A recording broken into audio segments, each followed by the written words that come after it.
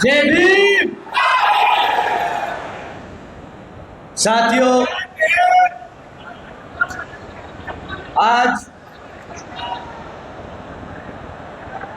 यहाँ आप सब, खासकर हमारी माताएं बहनें, हमारे बड़े बुजुर्ग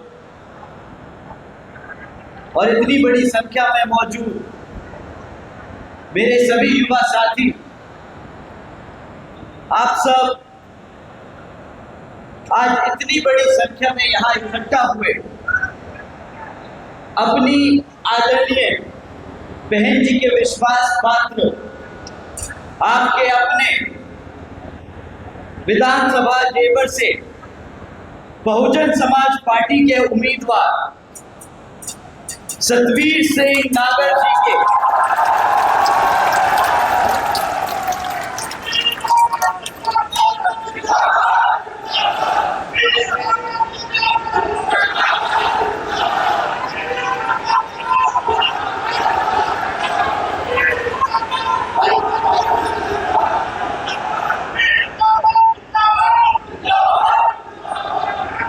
अपने सतवीर सिंह नागर जी के समर्थन में आप सब इकट्ठा हुए, तो आप सभी का मैं तहे दिल से आभार प्रकट करता हूं।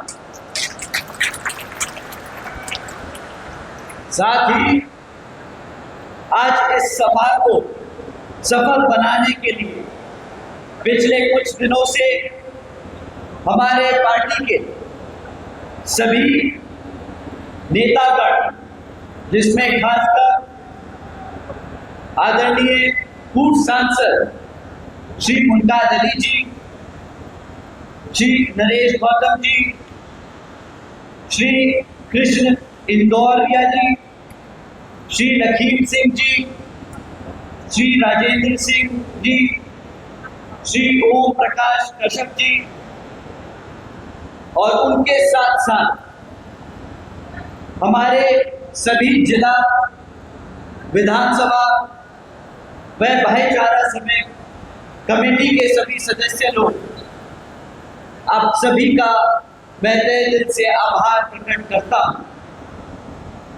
साथ ही आज मैं आदरणीय बहन जी के संदेश में हम सभी से जुड़े कुछ जरूरी मुद्दे आप लोगों के बीच में रखने से पहले समय समय पर जन्मे महान संतों गुरुओं में से खासकर महात्मा ज्योतिबा फूले, छत्रपति शाहू जी महाराज, श्री नारायण गुरु, बाबा साहब डॉक्टर भीमराव अंबेडकर जी एवं बीएसपी के संस्थापक मान्यवर साहब श्री काशीराम जी को नमन करता हूं।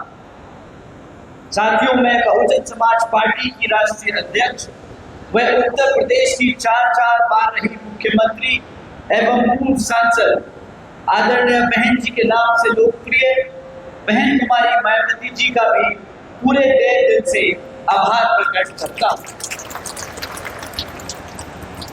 आप सब जानते हैं कि आदरणीय बहन जी ने अपनी पूरी जिंदगी बहुजन समाज पार्टी के जन्मदाता एवं संस्थापक मान्यवर साहब श्री काशीराम जी के बताए हुए रास्ते पर चलकर परम पूज्य बाबा साहब डॉक्टर भीमराव अंबेडकर जी के मानवतावादी एवं आत्मसम्मान व स्वाभिमान के मूवमेंट को अपने आजीवन त्याग, तपस्या व कड़े संघर्ष से एक नई राजनीतिक ऊर्जा व शक्ति और पहचान दी है तथा आपके उत्तर प्रदेश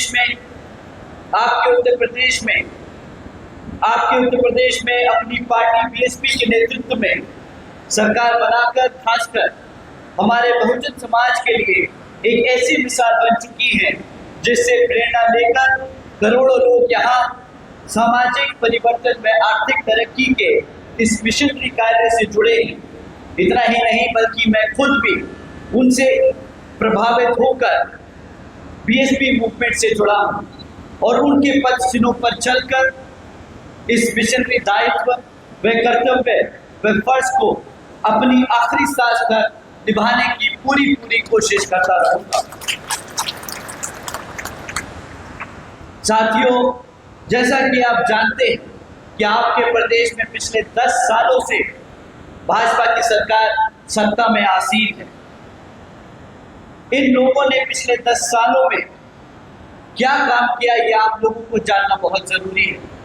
आने वाले विधानसभा चुनाव में ये लोग आप लोगों के बीच में आकर कई किस्म के वादे, अपने मैनिफेस्टो और विज्ञापन देकर अपनी कमियों को छुपाने का काम जरूर करेंगे, परंतु आपको इनकी सच्चाई, इनकी हकीकत जानना बहुत जरूरी है।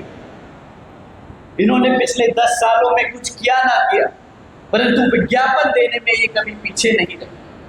इन्होंने विज्ञापन दिया विकसित उत्तर प्रदेश का, इन्होंने कई विज्ञापन दिए एक शिक्षित उत्तर प्रदेश के, उन्होंने विज्ञापन दिया एक सुरक्षित उत्तर प्रदेश का। मैं भाजपा की सरकार की कमियां गिनवाने नहीं आया हूं, उनका रिपोर्ट कार्ड लेके आया हूं। मैं सिर्फ इस मंच से उनका रिपोर्ट कार्ड आप लोगों के बीच में रखना चाहता हूं, और जो हमारे समाज, हमारे लोग, उनकी समस्या है। आज मीडिया बंधु जो यहाँ इतनी बड़ी संख्या में मौजूद हैं, आपके माध्यम से पूरे देश भर में, पूरे उत्तर प्रदेश में लोगों के बीच में रखना चाहता हूं। साथियों, पिछले 10 सालों में भाजपा की उत्तर प्रदेश की सरकार ने 7,000 से ज्यादा करोड़ रुपए विज्ञापन लगाकर आप लोगों को गुमराह कर अपनी कमियों को छुपाने का काम किया है। पिछले 10 सालों में 7,000 करोड़ रुपए इन्होंने खर्च दिए अपनी कमियों को छिपाने के लिए, परंतु उनके पास पैसे नहीं थे। जब झांसी में सरकारी अस्पताल में जब आग लग गई और 10 छोटे बच्चे अपनी जिंदगी खो गए, उसके लिए इनके पास पैसे नहीं थे, पर अपने विज्ञापनों के लिए इनके पास भरपूर पैसा पड़ा। इनके पास 7,000 करोड़ रुपए है विज्ञापन छाप के ये दिखाने के लिए कि हम रोज दिन नौकरी निकालने का काम कर रहे हैं, परंतु हकीकत तो ये है कि 13 लाख से ज्यादा सरकारी पद आज भी खाली पड़े हैं। 7,000 करोड़ हम सरकारी खजाना विज्ञापन देने में खर्च सकते हैं, परंतु जो 13 लाख जो सरकारी पद खाली पड़े हैं, वो हमारे युवा साथियों को नौकरी देने का काम नहीं कर रहे।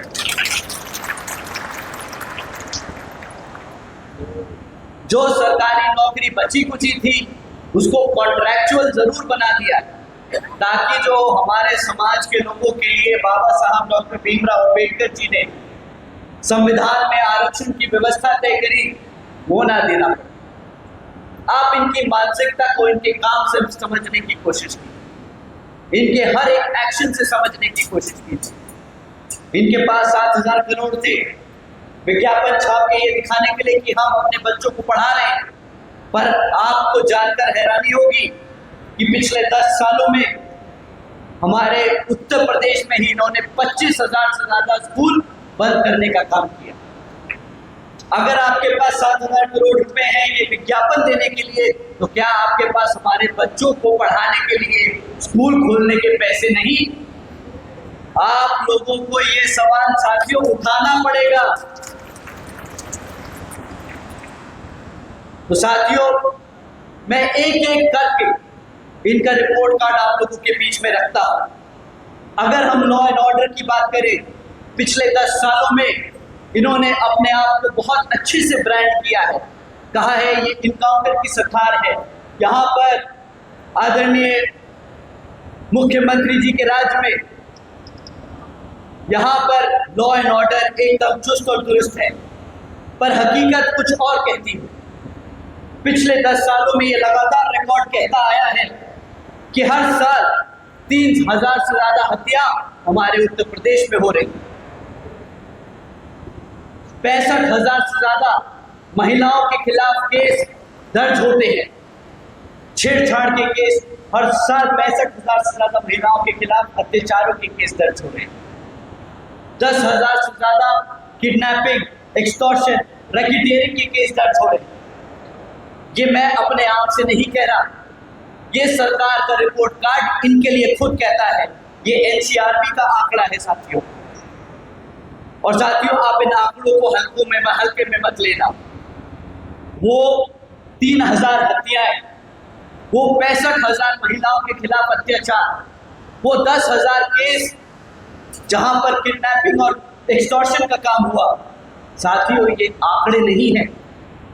हर उस आंकड़े के पीछे छिपा किसी की मां, किसी की बहन, किसी का दोस्त, तो किसी का पिता है।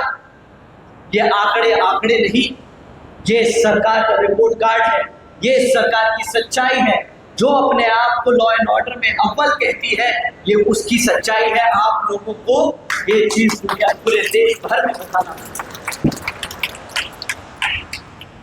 साथियों, दूसरा सबसे बड़ा इंपॉर्टेंट मुद्दा शिक्षा और रोजगार का।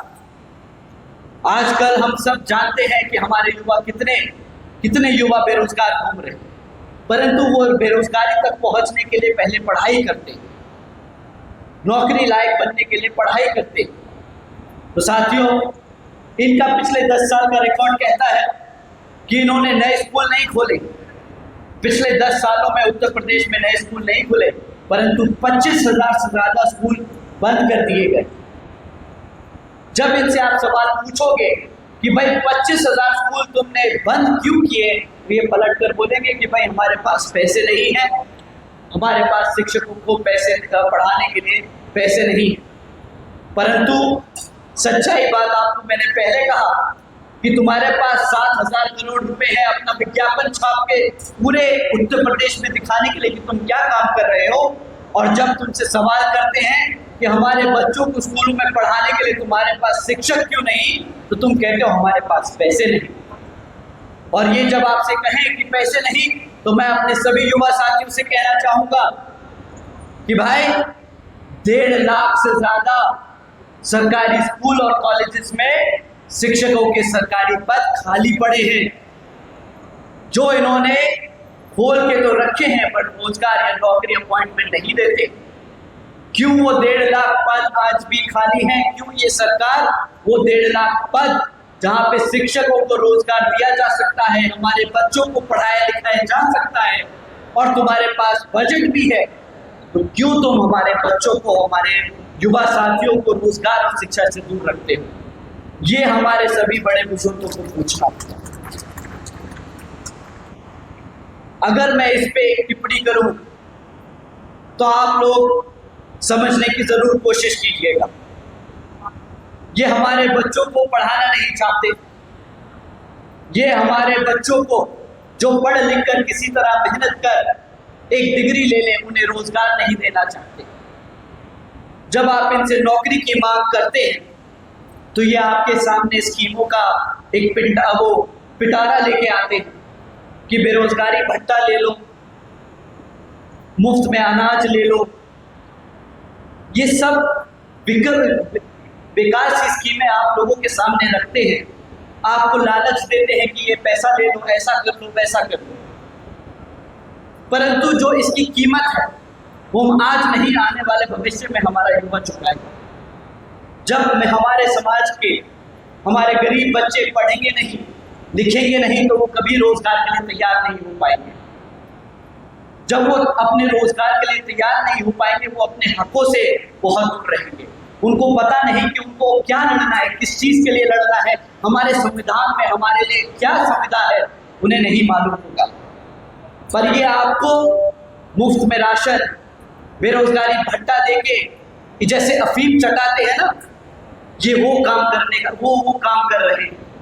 हमारे बच्चे जब पढ़ लिख नहीं पाएंगे, अपने पैरों पर खड़े नहीं हो पाएंगे, अपने हकों के लिए लड़ना नहीं जान पाएंगे, और वो इनकी स्कीमों पे निर्भर हो जाएंगे, तो ये सारी ताकत, हमारे समाज की जो जितनी भी ताकत है, वो सब इनके हाथ में चली जाएगी। जब वो चाहे वो नलका बंद कर दे, वो बेरोजगारी भत्ता बंद कर दे, वो स्कीमों का पैसा बंद कर दे, हम उनके सामने हाथ खिलखिला के रह जाएंगे। साथियों, ये है इनकी साजिश, ये इनका सिस्टमैटिक तरीका है हमारे समाज को अंदर से खोखला करने का।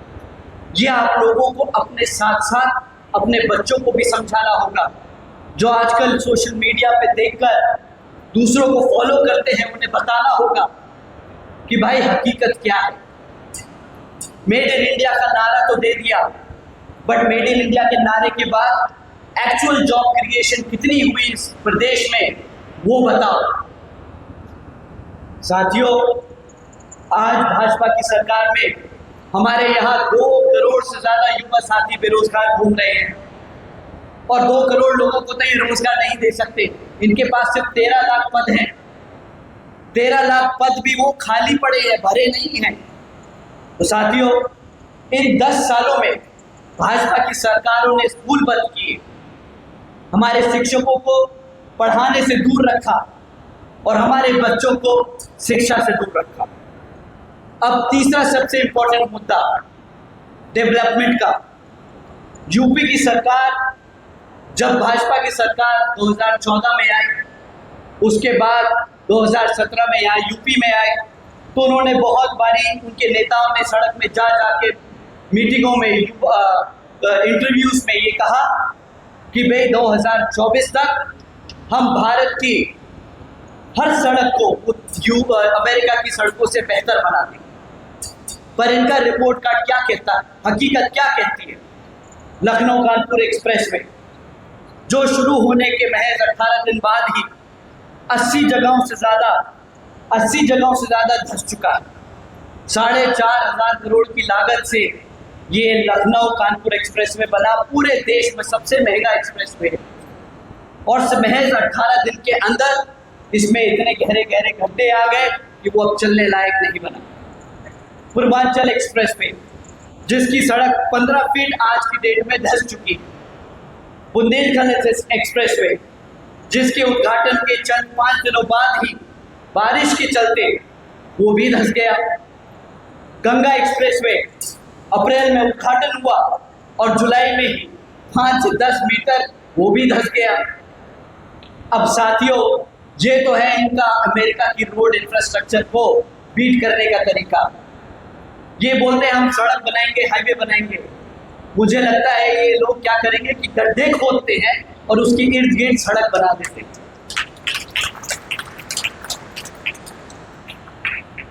दूसरी तरफ आपकी आदरणीय बहन कुमारी मायावती जी का डेवलपमेंट है। नोएडा आगरा एक्सप्रेसवे कितने लोगों ने यहाँ पे चल के देखा है? कितने लोग नोएडा एक्सप्रेसवे पे चले हैं? आज तक उसमें एक भी गड्ढा दिखा? साथियों, इसे कहते हैं डेवलपमेंट, इसे कहते हैं रिकॉर्ड।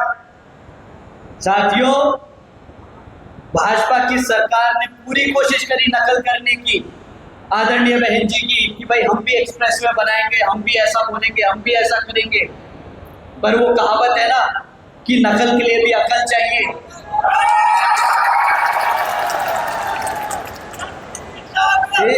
इस मुहावरे में, उस कहावत में आप एक शब्द और जोड़ लीजिए, नियत। नकल करने के लिए अकल और नियत दोनों चाहिए। ना इनके पास अकल है ना नियत है।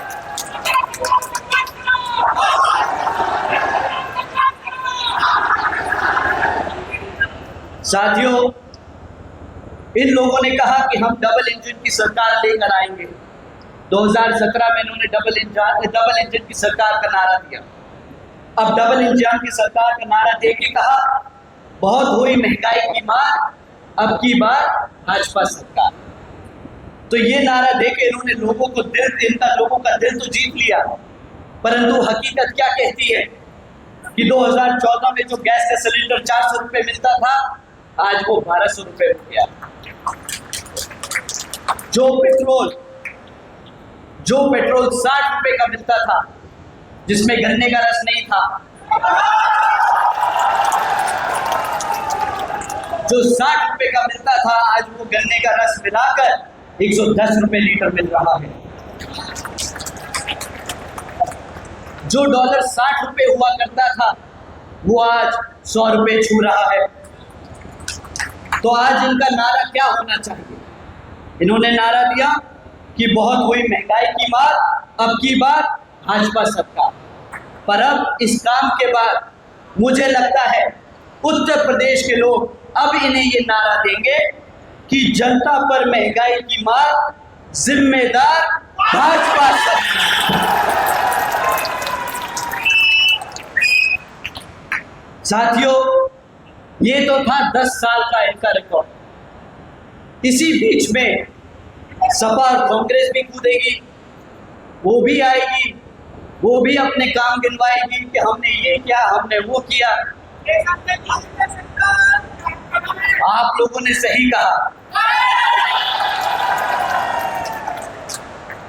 उम्र में बड़े हैं, पूरा आदर सम्मान दे के बात कीजिए।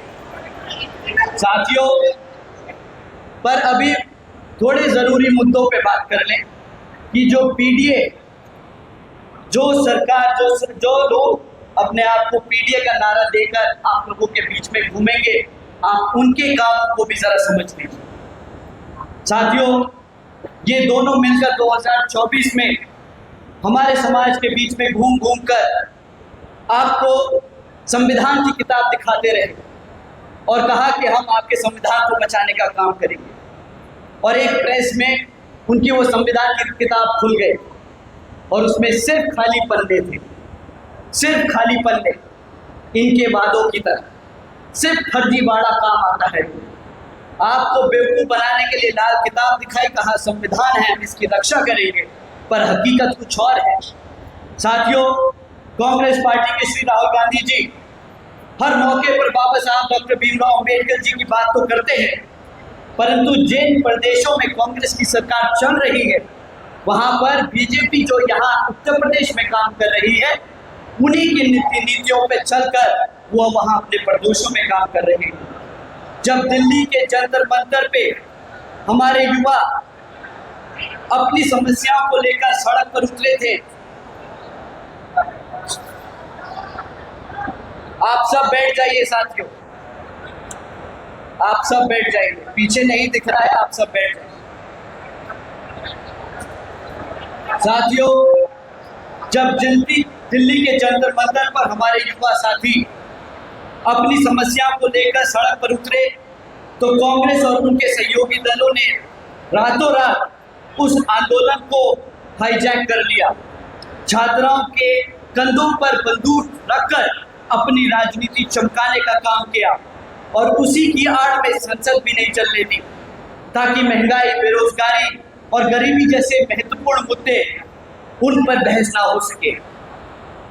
पर इनकी किस्मत थोड़ी सी खराब है कि दिल्ली का आंदोलन खत्म होने के बाद तुरंत ही वही युवा साथी, वही हमारे जेनजी, वही छात्र, वही उन मुद्दों को लेके सड़क पर उतर आए। कहाँ? इनके झारखंड में।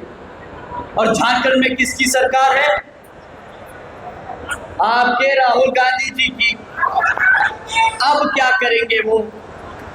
भाई, अगर वो सही में छात्रों के साथ खड़े होते तो वहां पर तो इंसाफ दिलाते, परंतु वहां पे छात्रों को क्या मिला? लाठीचार्ज, गैस के गोले, उठा के जेल में डाल दिया, एफआईआर करी।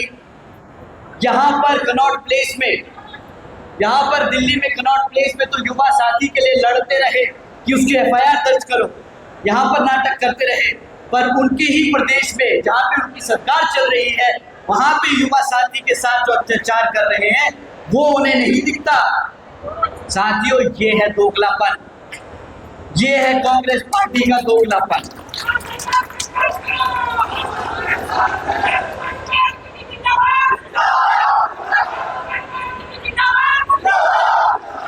आदरणीय बहन जी ने इन लोगों के लिए सही कहा, ये दोनों पार्टियां एक ही सिक्के के दो पहलू हैं साथियों। कांग्रेस गई तो बीजेपी, बीजेपी गई तो कांग्रेस। काम एक जैसे ही हमारे समाज के लिए उतनी ही गंदी नजर से ये लोग काम करते हैं, गंदी नजर से देखते हैं, हमसे घृणा करते हैं, हमारे लोगों को दबाने का काम करते हैं। दोनों ही पार्टियां एक ही थाली के चट्टे बट्टे हैं, ध्यान रखिएगा, ये दोनों अलग नहीं।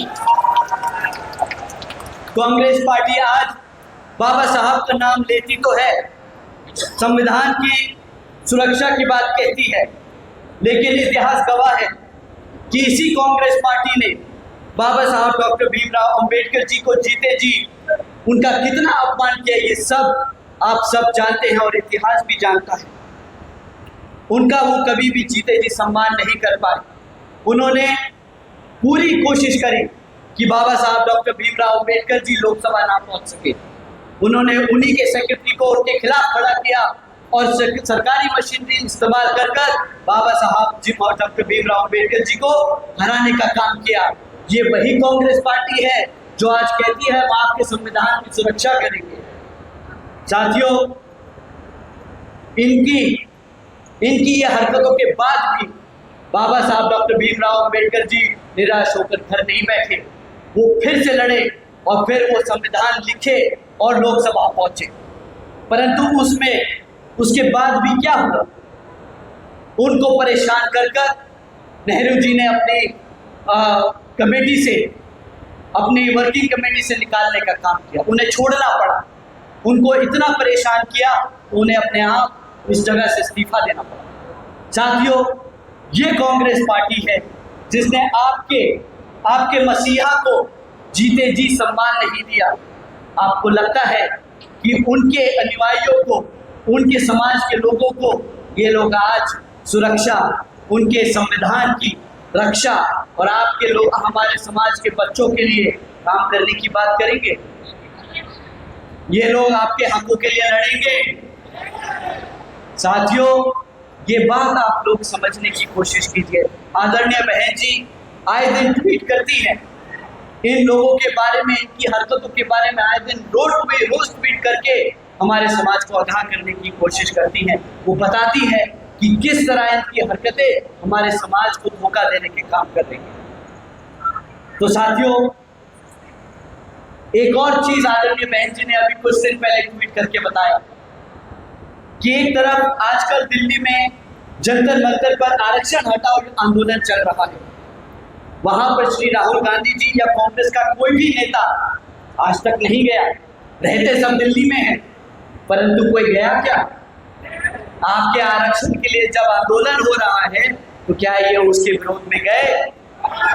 आपके आरक्षण को हटाने की बात हो रही है, आपके आरक्षण को खत्म करने के लिए आंदोलन हो रहा है, ये दिल्ली में बैठे हैं और इनके मुंह से चू नहीं निकल रहे। अब वहां जाके नहीं पहुंच के समझा रहे कि आपके आरक्षण की मूल भावना है क्या। अब इसके खिलाफ इनके मुंह से एक शब्द नहीं निकल रहा। साथियों, ये कांग्रेस पार्टी का असली चरित्र है, आप इसको ध्यान में रखिएगा। अब रही बात सपा के राष्ट्रीय अध्यक्ष श्री अखिलेश यादव जी की, तो उनका तो मुझे कभी समझ नहीं आता। मुझे लगता है वो थोड़ा सा कंफ्यूज रहते हैं। आदरणीय बहन जी ने भी अपनी ट्वीट में कहा है कि वो लोग समय के साथ बदल के चलना जानते हैं, परंतु वो किसी समाज के साथ सच में खड़े हैं कि नहीं खड़े हैं वो उसका मालूम नहीं।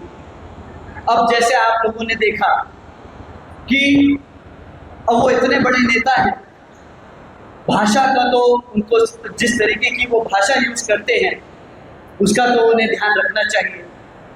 अभी उन्होंने स्वर्गीय चौधरी चरण सिंह जी के पोते के लिए क्या कहा, मैं दोबारा नहीं दोहराना चाहूंगा, बहुत खराब शब्द इस्तेमाल करें।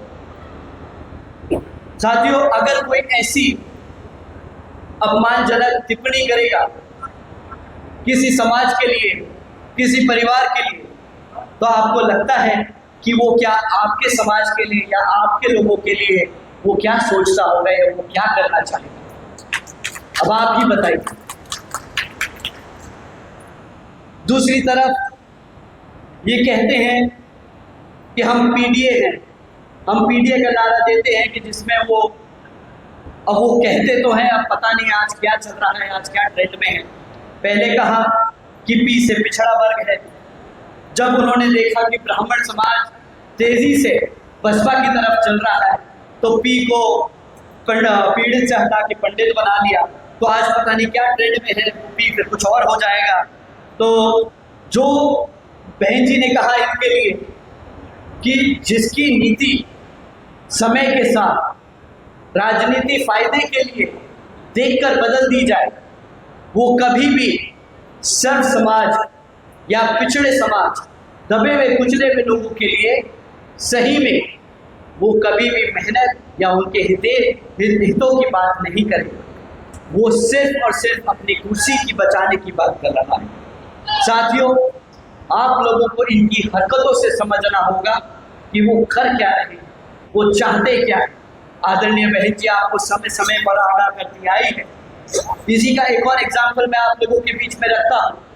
आप लोग जानते हैं कि 2012 से 2017 में सपा की सरकार थी और सत्ता में आते ही एक छोटे से छेड़छाड़ के विरोध को एक छोटी एक ऐसी हरकत हुई कि जिसमें छेड़छाड़ की वो विवाद था, उसको इतना उन्होंने आग दी, उसको रिजॉल्व करने की बजाय जो लोग दोषी थे उनको पकड़कर जेल में डालने की बजाय, इंसाफ दिलाने की बजाय उसको एक ऐसा रूप दे दिया कि वो इतना खतरनाक दंगा बन गया जहां पर 40 से ज्यादा लोगों ने अपने हाथ से जान खो दी। और पूरे प्रदेश में उस साल ये एक लौता इंसिडेंट नहीं था, 800 से ज्यादा दंगे हुए और 130 से ज्यादा लोगों ने उन दंगों में अपनी जान खोई। साथियों, ये है लॉ एंड ऑर्डर सपा की सरकार का। जो गलत हो रहा है उसको रोकने की बजाय उसको आग देते हैं, उसमें घी डालते हैं और पूरे देश और पूरे प्रदेश में हमारे समाज को बांटने के लिए जो इनसे बनता है वो ये काम करते हैं। इतना ही नहीं, आदरणीय बहन जी ने 2012 तक की सरकार में हमारे महान संतों गुरुओं के नाम पर कई जिले रखे। वो इस इच्छा से रखे कि हमारे समाज के लोग जब हमारे महापुरुषों के नाम को लेंगे, चाहे वो जिले के नाम हो, स्कूलों के नाम हो, तो वो उनको याद करेंगे, उससे कनेक्ट करेंगे, उससे सीखेंगे। परंतु इन्होंने आते ही क्या किया, इन्होंने सरकार में आते ही वो सारे नाम बदलने का काम किया। आप लोग जानते हैं कि काशीराम नगर को वापस कासगंज कर दिया, छत्रपति शाहू जी महाराज नगर को वापस गौरीगंज कर दिया, ज्योतिबा फुले नगर को वापस अमरोहा कर दिया। साथियों, ये फिर नामों को वापस नहीं किया, ये खाली नाम वापस करने का एक्शन नहीं था, ये हमारे समाज के लोगों को अपने महापुरुषों से जो चीज़ जोड़ती है उससे दूर करने का काम किया। एक तरफ तो समाजवादी पार्टी के अखिलेश यादव जी, श्री अखिलेश यादव जी पीडीए कहते हैं, नारा देते हैं, और दूसरी तरफ उसी समाज के लोग, उन्हीं समाज के महापुरुषों संतों गुरुओं का जो जिससे वो रिलेट करें उनको उनके ही समाज से दूर करने का काम और एक्शन लेते हैं। साथियों, एक तरफ भाजपा, कांग्रेस और सपा की ये सरकारें हैं जो ऐसे काम करती हैं जो आप लोगों के हित में नहीं, बट आपके लोगों को, हमारे लोगों को, हमारे समाज के लोगों को दबाने के, कुचलने के, आपस में बांट के झगड़ाने में उसके काम करती है। और दूसरी तरफ आपकी आदरणीय बहन कुमारी मायावती जी हैं, जिनकी सरकार के दौरान उन्होंने सिर्फ संविधान को मानते हुए सर्व समाज को एकजुट रखने के लिए नीतियां बनाकर उस पर अपनी सरकार चलाई। उन्होंने अपने बच्चों को, हमारे समाज के बच्चों को शिक्षा देने का काम किया। उन्होंने सावित्रीबाई फुले शिक्षा योजना चलाई। उन्होंने 7 लाख से ज़्यादा बच्चियों को पढ़ाने का 7 लाख से ज़्यादा बच्चियों को मुफ्त में शिक्षा देने का काम किया। 600 करोड़ रुपए थे तब सत्ता के सरकार के पास और वो खर्चने में झिझकी नहीं। उन्होंने 600 करोड़ रुपए अपनी बच्चियों को पढ़ाने के लिए खर्च कर दिए। उन्होंने इतना ही नहीं, 6 engineering colleges, 2 homeopathic colleges, 6 universities, 200 से अधिक ITI इंटर डिग्री कॉलेजेस, 100 से अधिक ITI, 550 से ज़्यादा हाई स्कूल और 5,500 से ज़्यादा प्राइमरी स्कूल बनाने का काम किया, ताकि हमारे बच्चे जगह जगह जाकर पढ़ लिख सकें।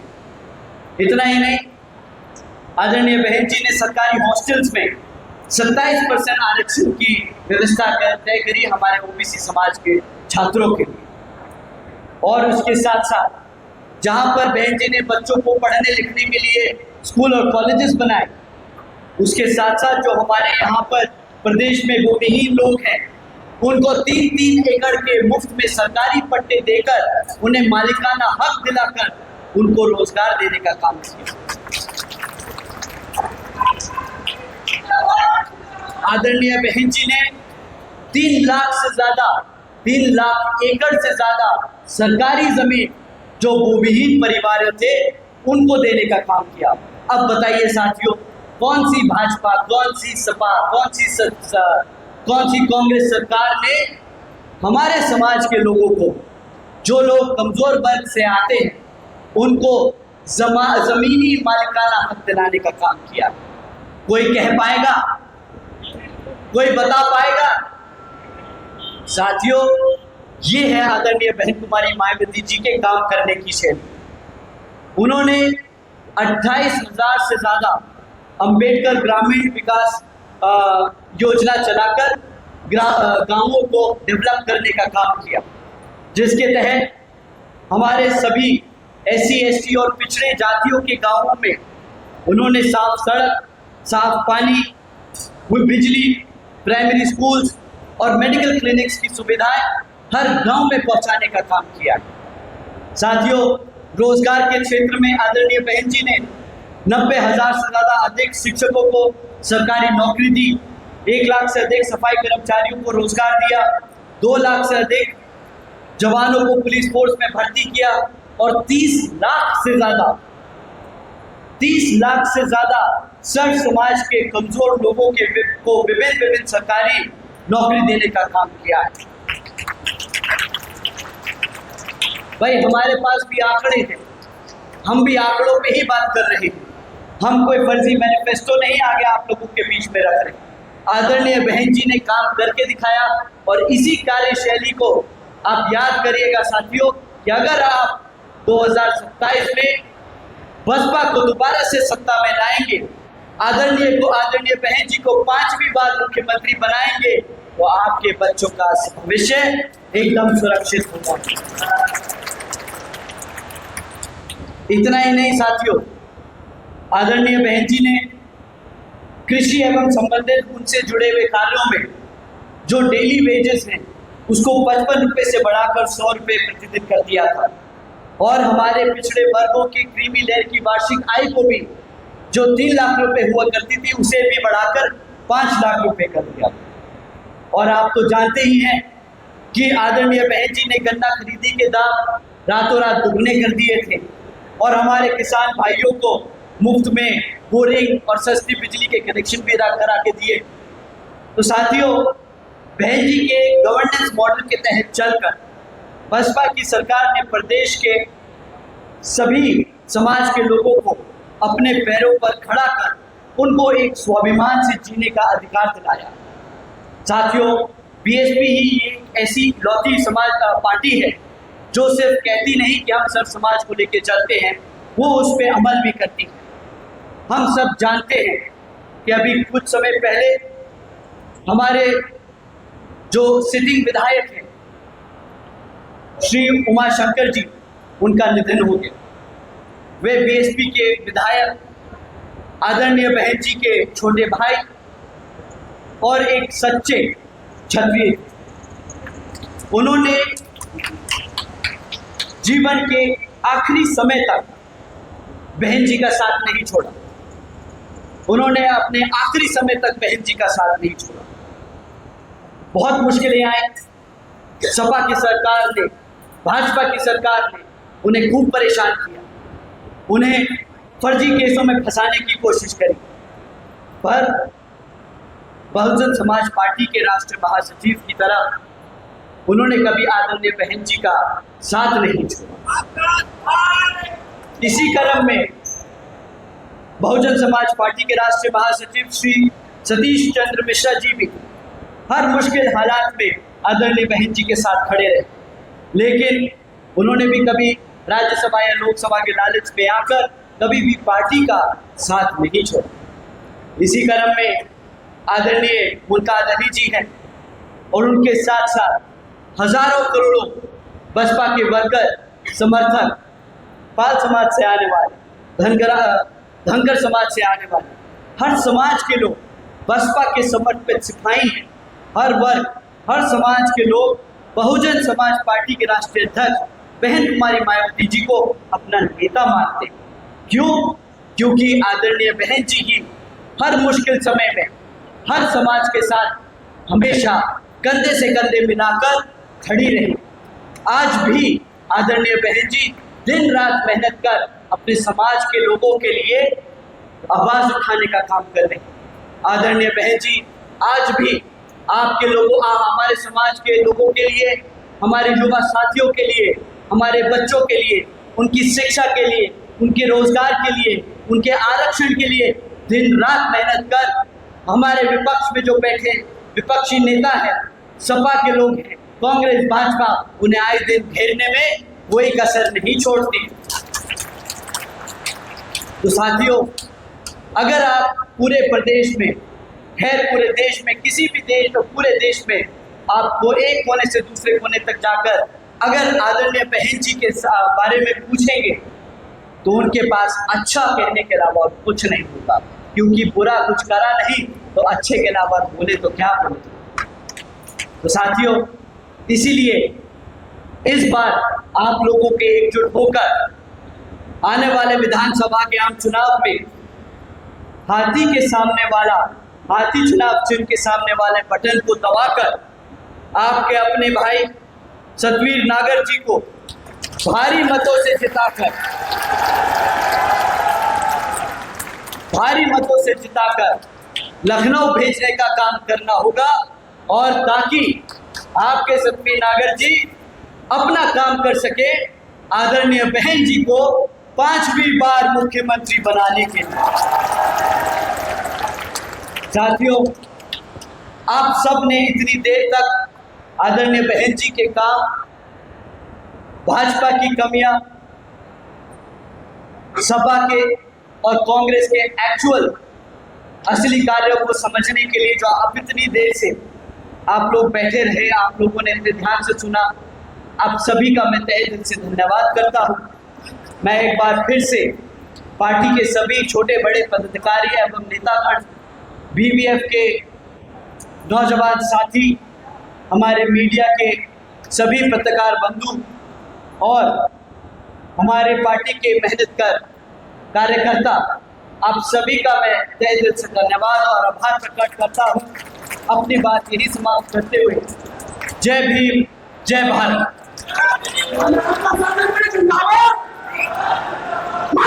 नमस्कार, मेरा नाम है